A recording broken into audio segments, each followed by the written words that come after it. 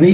ఇక అస్మిన్ లోకే లోక వ్యవహారతః చాంద్రమాన వశాదయః పరాభవ నామ సంవత్సరः బారహస్పత్యమానేన కాశీ ప్రాంతే కాశీయుః నామ సంవత్సరः ప్రభవాది సంవత్సరేషు పరాభవ నామ సంవత్సరः ప్రథమయుగేషు పంచ సంవత్సరముగా ద్వాదశ యుగేషు విభజాయ నమః. ఈ రకంగా శ్రీ పరాభవ నామ సంవత్సరములు 8వ యుగమున 5వది అనల దేవతాకమై ఐశ్వర్య నామకముగా ఉన్నది. ఈ సంవత్సరము రజిత దానము అనగా వెండి దానము చేయడం అనేటువంటిది విశేష ఫలములను ఇచ్చును. కేతువు అధిపతి.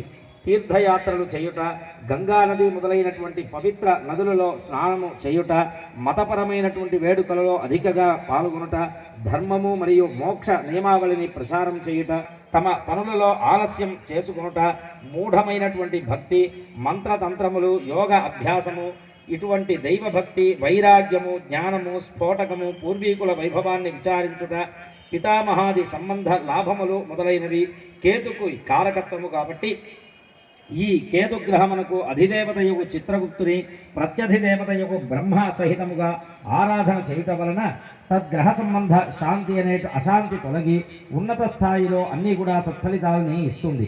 వరుష లగ్నంలో తృతీయ అష్టమాధిపతి శుక్రునకు మీనరాశి యందు ఉచ్చస్థితిచే అధికమైనటువంటి విస్తారమైనటువంటి భూమి కలిసి రావడం మన దేశమునకు జరుగుతుంది. దేశంలో దాన ధర్మాలు పెరుగుతుంది. సరైన సమయంలో సరైన నిర్ణయాలతో దేశ రాజకీయ పాలక వర్గాలు తొట్రపాటులు లేకుండా నిర్భయంగా ముందుకు సాగుతారు. సంవత్సర ప్రారంభంలో ఆర్థిక విషయాలు సామాన్యంగా ఉన్నను క్రమేపీ అదృష్టం కలిసి వచ్చి స్వయం సమృద్ధి అధికముగా ఉండును. ఇతరులపై ఆధారపడకుండా స్వయంగా సంపాదించిన ఆస్తి వలన స్వయం సమృద్ధి, తెలివైన మరియు ఖ్యాతి చెందిన పాలకుల నిర్ణయాల వలన దేశం సుసంపన్నంగా ఉంటుంది అనేటువంటిది సత్యం.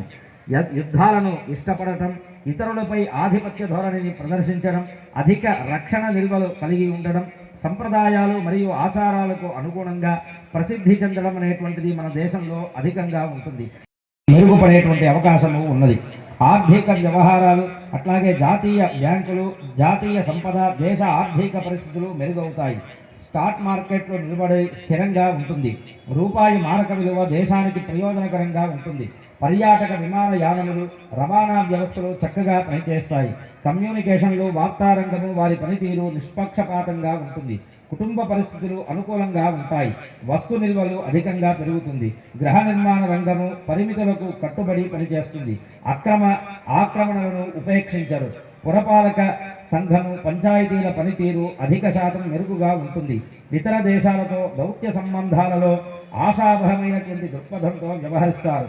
పత్రికా రంగం వారు నిష్పాక్షికంగా వ్యవహరించి ప్రజాస్వామ్య వ్యవస్థను బలోపేతం చేస్తారు. ఇతర దేశాలలో ఒప్పందం మన దేశానికి అనుకూలంగా ఉంటుంది. విశ్వవిద్యాలయాల్లో సృజనాత్మకతను పెంపొందించడానికి అధికంగా అధికారులు కృషి చేస్తారు. పరాభవాబ్దినామ కేతువు వలన మధ్యమ వర్షములు, చైత్ర వైశాఖముల యందు ఆహార ధాన్యముల ధరలు పెరుగును. మేఘ ఆడంబరము, ఉరుములు, మెరుపులు ఉండును. వడగాల్పులు అధికంగా ఉండును. జ్యేష్ఠమున వడగాల్పులు అతిశయించును. అగ్నిభయము అధికముగా ఉండును. ఆషాఢ మాసమున అల్పవృష్టి, ఆహార ధాన్యముల ధరలు పెరుగును. శ్రావణ మాసమున అత్యధిక వర్షములు, భాద్రపదమున ఖండవృష్టి, దుర్భిక్షము, ఆశ్వీజమున ధాన్యములు, ధాతు వస్తువులు, రసవస్తువులు ధరలు పెరుగును. కార్తీక, మార్గశిర, పుష్యమాఘ, పాల్గొన మాసములలో ధరలు సరసముగా ఉండును. మన దేశమునకు సంబంధించి పశ్చిమ దేశముల యందు ఆహార ధాన్యముల ధరలు సరసముగా ఉండును.